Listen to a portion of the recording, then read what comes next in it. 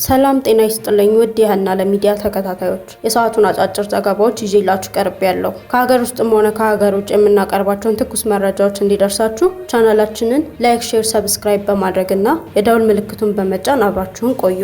በቅድሚያም አርዕስተ ዜና። ዛሬ በመላው ኢትዮጵያ ማህበራዊ ሚዲያ ዘንድ መነጋገሪያ ስለሆነውና በብዙዎች ዘንድ የሚወደደው በጎ አድራጊው ማስተር አብነት ወቅታዊ ሁኔታና በማህበራዊ ሚዲያ ላይ እየተነሱ ያሉ የተለያዩ ሀሳቦችን የተከታዮቹን ስሜትና ሐሰተኛ ወሬ ፈጠራዎችን እንዲሁም የሱ መታመምን ለማህበራዊ ሚዲያ ተጠቃሚዎች ዘንድ የተለያዩ ስሜቶችንና እንቅስቃሴዎችን ፈጥሯል። ነገር ግን ሃና ሚዲያ ማስተር አብነት ያለበትን መረጃ ይዞላችሁ ቀርቧል።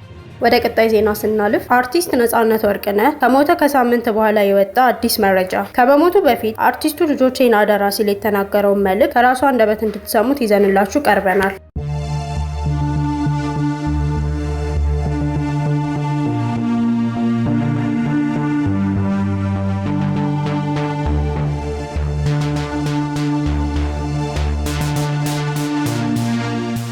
ወደ ዝርዝር ዜናችን ስናልፍ በኢትዮጵያ የቲክቶክ መንደርና በተለያዩ ማህበራዊ ሚዲያዎች ላይ ስሙ ጎልቶ የሚነሳው በደግነት ስራዎቹ የብዙሃንን እንባ ያበሰው ማስተር አብነት በአሁኑ ወቅት ከህመም ጋር እየታገለ ይገኛል። ሆኖም ግን የእርሱ መታመም በማህበራዊ ሚዲያ ተጠቃሚዎች ዘንድ የተለያዩ ስሜቶችንና እንቅስቃሴዎችን ፈጥሯል። ማስተር አብነት በቲክቶክ ዓለም ላይ ባለው ከፍተኛ ተከታይና ተጽዕኖ ፈጣሪነቱ ምክንያት ህመሙ ከተሰማበት ሰዓት ጀምሮ በሚሊዮኖች የሚቆጠሩ ኢትዮጵያውያን ምሕረቱን ይላክልህ እያሉት ሲሆን ለብዙዎች መዳን ሰበብ የሆነው ዛሬ መታመሙ ልብ ይሰብራል ሲሉ መልእክታቸውን አስተላልፈዋል።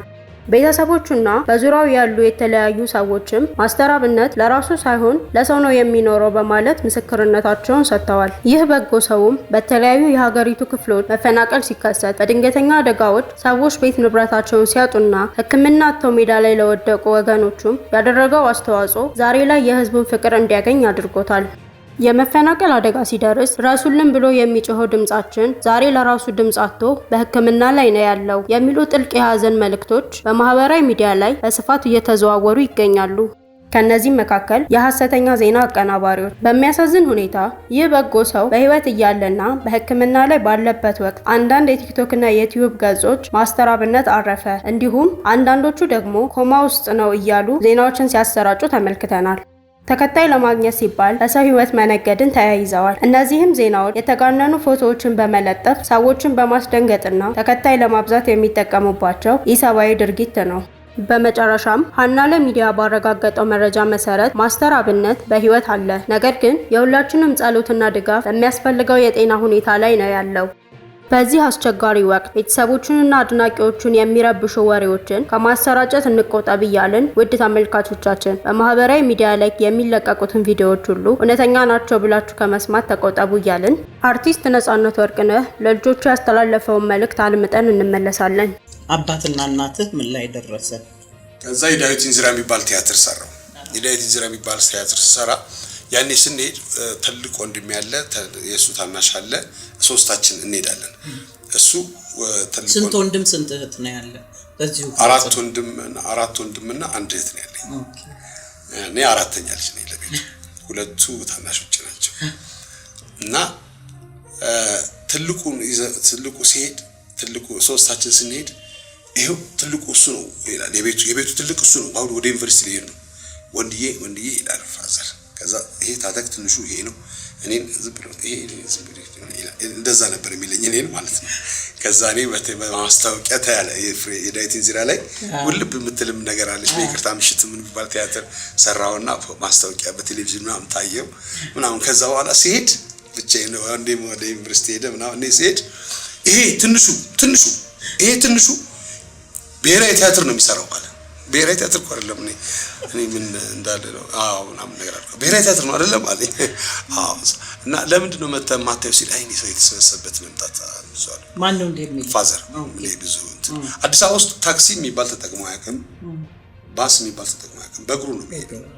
ወታደር ነው እሱ፣ ትክክለኛ ወታደር ነው። የሚለብሰው ራሱ ሻለቃ ባሻ ነው ሲሞት። እንደሱ በላ ከነ ማዕረጋቸው ጥራ ሻለቃ ባሻ ሆነ ሲሞት ወርቅነህ ምሩ ይባላሉ እሳቸው። ፋዘር በጣም ነው የሚያዝናናሽ ብታይ። እና ይገርመዋል። አንድ ጆግ ስትፈጂ ለፊት ለመታጠብ ይገርመዋል። እሱ በግማሽ ጆግ ነው የሚታጠበው። በግማሽ ጆግ ውሃ ገላው ጸጉሩን ታጥቦ ምናምን ጺሙን ላጭቶ ምናምን ግማሽ ጆግ ይወቃቅ። ለምን በቃ ቁጠባ ነው ወታደር እንደዚህ ነው እንጂ ምናምን ነገር ይላል።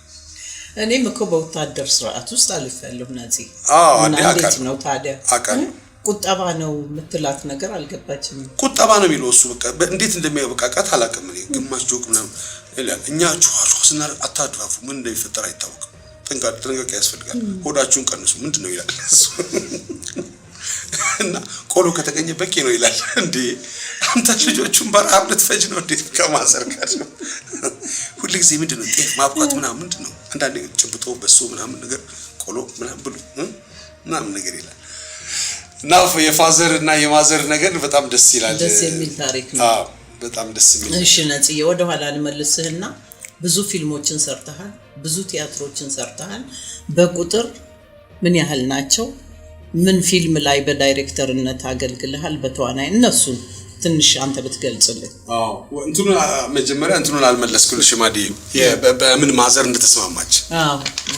በይቅርታ ምሽት የሚባለው ቲያትር ሰርቼ ዘ ፕሬስ የሚባል ጋዜጣ ቲያትሩን አውድሶ ጻፈና በጣም ደስ የሚል ነው ምናምን ብሎ ጻፈና ወጣት በተለይ ወጣት አርቲስት ወጣቱ አርቲስት ነጻነት ወርቅነህ ተስፋ የሚጣልበት ነው ብሎ አነበብኩላት። ይሄንን አነበብኩላት። እንደዚህ እንዲህ ያሉ ነው ገደል የሚከቱት። አታውቃቸውም አርቲስቶች አትቀበልም።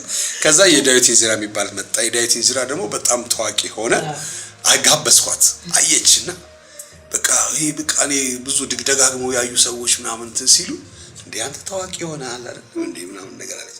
እና በዚህ ነገር ከወንዴ ጋር ከታላቅ ወንድሜ ጋር ቁጭ አለ እና ታላቅ ወንድሜም ደብዳቤ ጻፈልኝ። እሱን ቲያትር ያየ ጊዜ ደስ የሚል ደብዳቤ ጻፈልኝ። ምን ትላለች? ትንሽ ምን ይላል?